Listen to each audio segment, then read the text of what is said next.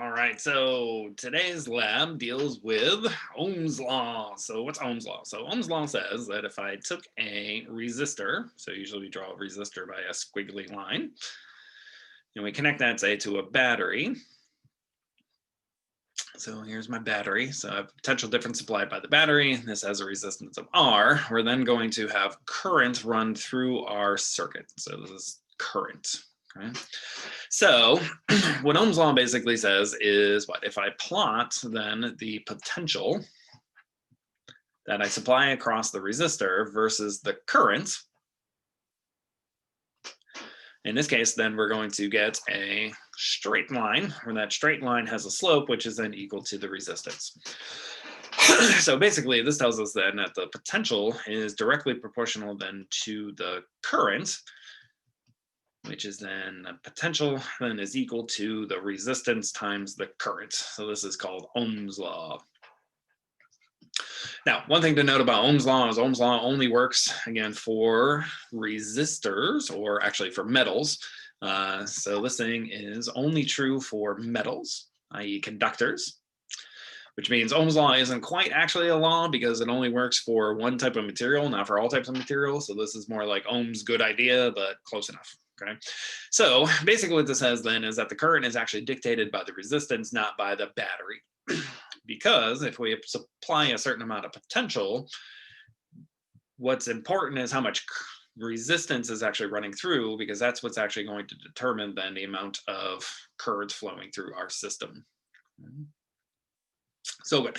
So in this lab, we're going to be connecting then resistors in parallel and series to make particular circuits. And then we'll be measuring the currents and the potential across each one, and then calculating those, and then doing our discrepancies. So we've seen in class so far for capacitors. So for capacitors, what we've seen then is in parallel. Capacitors then add directly to each other. So I have that the equivalent capacitance is then equal to the sum over all the particular capacitors. And then in series, these guys add inversely with each other. So we have 1 over the equivalent capacitance, then is equal to the sum, there we go, of 1 over the individual capacitances. Now we've also talked about that parallel, what remains the same in parallel is potential, and what remains the same in series is charge. So when it comes to resistors, this is mostly the same. So what I mean by that is parallel. What remains the same in parallel is still potential. And for series, what remains the same in series is not charge anymore, but moving charge, i.e. current. So current. So turns out that resistors and capacitors are actually inverted from each other, which means that instead of for parallel, we simply add these guys together for capacitors. For resistors, we're actually going to add them together inversely. So 1 over RQ then is equal to the sum over all of the individual resistors added together inversely. And then for series, we then simply are going to add all the resistors together. So we're going to add these guys together. So the reason for this is basically exactly the same reason as here. If we add them in parallel, we're effectively increasing the area. And then here we can see then that what? Because for capacitors, the say parallel plate capacitor, we have epsilon naught times the area divided by the distance. So if we increase the area, we then increase the capacitance. But for resistors, from last week's lab, we know this is rho times L divided by A. So again, if we increase the area, we're now decreasing the resistance instead of increasing it. Where for, if we add them in series, we're effectively increasing the length of them, where here, if we increase the length, we then decrease the overall capacitance. But here, if we increase the length, we're then increasing the overall resistance. So if I then add capacitors, or sorry, resistors in parallel, we're going to add them inversely. And if we add them together in series, we then simply add them all together. So in this lab, like I said, we're going to be constructing the circuits. Those circuits then are going to involve resistors, which are added together in different ways. So these are the different resistors we're looking at, or at least the different circuits. So the first one, we have a 10-volt battery. In this case, we're going to use a big battery for this. Then connected to two resistors, R1 and R2, which were connected in series. Again, these guys are in series because there are no junctions, there are no nodes. There's no place for the current to split up. So remember, series means that the current has to flow through. So in this case, comes out of the positive side of the battery, has to go directly through R1 and R2. There's no choices. So these are in series. Then I get to this point here. This point is our junction or our node. Here we have a choice. So the current can either split off and go down through R1 or split off and go in through R4. The amount of current which goes through R3 or R4 depends on the size of R3 and R4. But the current's going to go through, going to recombine back together at the junction and then go back into the battery with the same amount of current going through R1 and R2. So this is the first one. The second one then, almost the same thing, except now R2, R3, and R4 are now in parallel, and R1 is the only one which is in series with the battery. So again, the current's going to come out, has to go directly through R1, but then it's going to get through the node here, and then some of it's going to go through R2, some's going to go through R3, some's going to go through R4, but then it'll come back through, recombine, and then go back into the battery. Okay. So basically, all we have to do then is what? Mathematically analyze each one of these by determining how much current is going through each one, how much resistance, what's the equivalent resistance, so how much current goes through each one of these resistors, what's the potential difference across each one, and then we're actually going to physically measure them in lab, and then we're going to compare them using our discrepancies, both absolute and relative discrepancies. So let's just kind of walk through this first one, and I'll kind of show you how this is going to work. So this is just a combination of resistors in parallel and series with Ohm's law over and over again, but keeping in mind what's the same each time. And again, what's the same is that whenever they're in series, the current has to be the same, and whenever they're in parallel, the resistance has to be the same. So let's kind of look at this particular circuit here. So let's just kind of analyze this. So here's our battery connected to R1, connected to R2, and then there's R3, and then here is R4. Okay, so R1, R2, R3, and R4.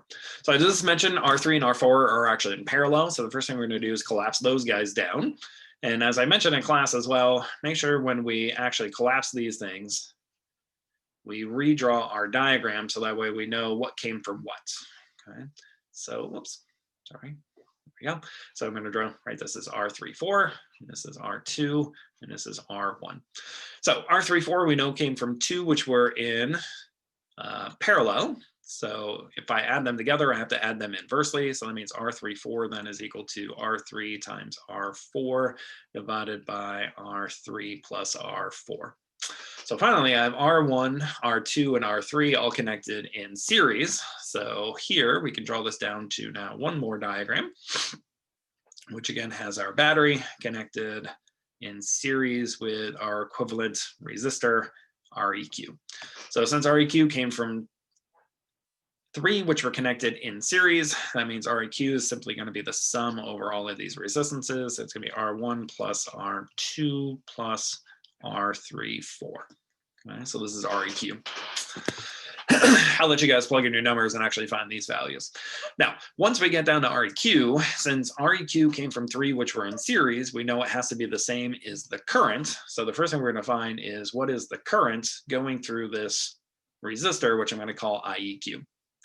So IEQ then, by Ohm's law, is then going to be equal to what, the potential supplied by the battery divided by the equivalent resistance. So this is REQ.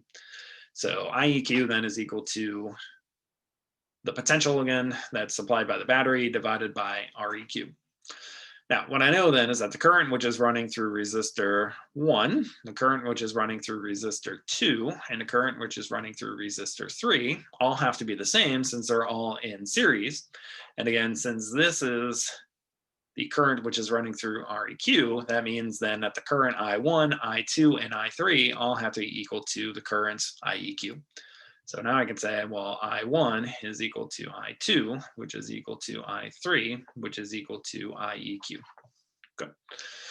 So now I know coming through here is IEQ. What's coming through here is also IEQ. So now that we know IEQ, we also know R1 and R2, we can now determine the potential. So the potential across V1, or the potential drop across R1, then is going to be by Ohm's law, current IEQ times R1. The potential drop across resistor 2 is then going to be IEQ times R2, because that's the amount of resistance that it has. Now, here, going back to this diagram, from here we know that we have a equivalent resistance of R34, which came from two resistors which are initially in parallel. So since they're initially in parallel, we know that the potential across R34 has to be the same across R3 and R4. So from here, we can then calculate the potential drop across resistor R34, which is then going to be equal to IEQ times R34. Now again, this potential here is also going to be V34, and this potential drop here is also going to be V34. Now that we know the potential, we also know the resistances, we can now find the current. So now the current running through him, I3 then is going to be equal to, by Ohm's law, V34 divided by R3. And then the current running through resistor 4 is then going to be V34 divided by R4. So this is how we mathematically would determine. So once we know, again, once we collapse everything down into an equivalent resistance, we then have to unravel everything that we just did, go backwards again, using what it is that we know. So in this case, we know these two, or this one came from 3, which were in series, what has to be the same, current. This one came from 2, which were in parallel, what has to be the same in parallel, potential. So once we calculate all these, then we can actually measure them physically. And then once we measure them physically, we can then compare using discrepancies. Now, I'll try to make another video probably tomorrow morning, and I'll try to post that up before the lab shows, where you can actually see. I'll set up this circuit and actually show you how to actually do the measurements. And then from there, you can actually do all the calculations and all that good stuff. So that's it. So this is Ohm's law. Of course, there is a couple questions at the end that you have to think about. So here are the questions. So it says, why should the ammeter be in series? And then what would happen if you connected it in parallel? And then why should the voltmeter be in parallel? And what would happen if you connected it in series? So I think I addressed this in the last video, but if not, just kind of think about those. So think about what has to be true about the internal resistance for the ammeter and that of the voltmeter. So that's about it. So nice kind of easy lab. So again, we're just analyzing these two particular circuits, just circuit A and then circuit B. So I've already shown you how to do circuit A. So you can actually do circuit B. You can actually do all of that prior to your coming into lab or afterwards. You have, in this case, 2 weeks. We're not going to have lab next week. So that'll be a makeup lab. But yeah, so that's about it. And again, all the values are on here. So the potential difference is 10 volts. R1 is going to be 15 ohms, 10 ohms, 33 ohms, and 55 ohms. So if you have any questions during the lab or before lab, just let me know. And yeah, it should be nice and easy.